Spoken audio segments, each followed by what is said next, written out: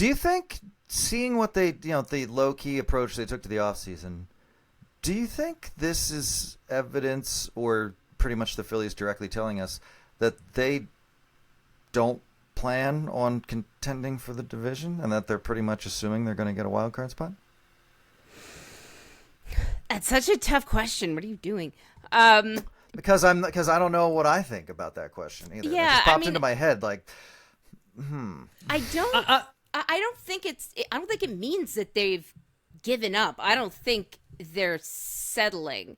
If they thought that they could seriously, actually improve their chances of competing at the top and get it, it depends on how hard they think that first round bye, how important they think it is. I actually would love to hear Dombrowski talk about his strategy on that a little bit, because it is a legitimate question, and I would love for it to not be so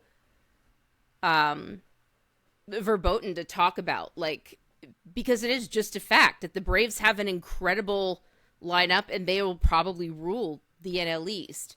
But I think people would jump down his throat if he said, yeah, we're working towards the wild card right now.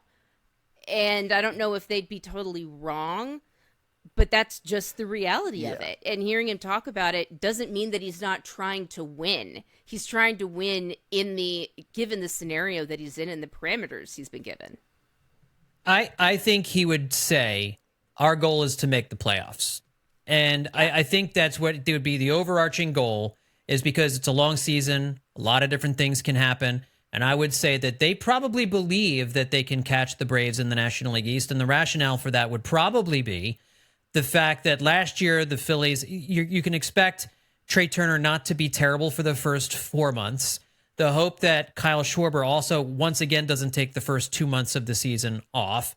You had the World Baseball Classic last year, which messed up Schwarber and Turner and Real Muto getting started on the season. And then you didn't have Bryce Harper for the first month, and then for the next month after that, he wasn't himself. You have a healthy Bryce Harper hitting the ground running.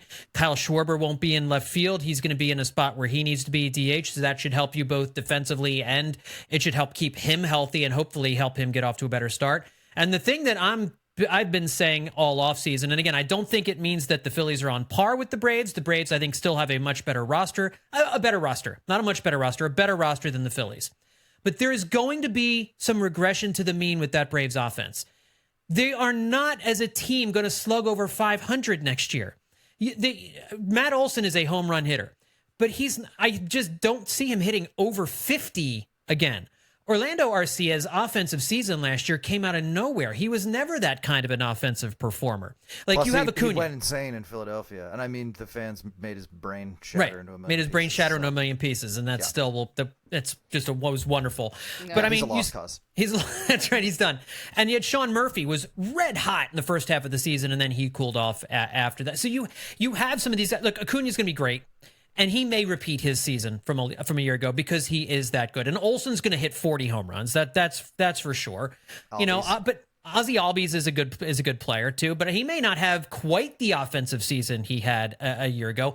Eddie Rosario's not on the team at this point. He's still a free agent who's sitting out there. So they're missing that guy. And really, the only upgrade they made, they got a couple additions for the bullpen and Chris Sale. Chris Sale. I was going to say their big addition was Chris Sale, and the whole idea behind that deal was we think he can reach this level again, and if he can, that's really going to help us out in a playoff series. There's a bunch of ifs and coulds and maybes involved in that. That wasn't like we're signing Chris Sale and he's the Chris Sale from 2018. Nope. Right.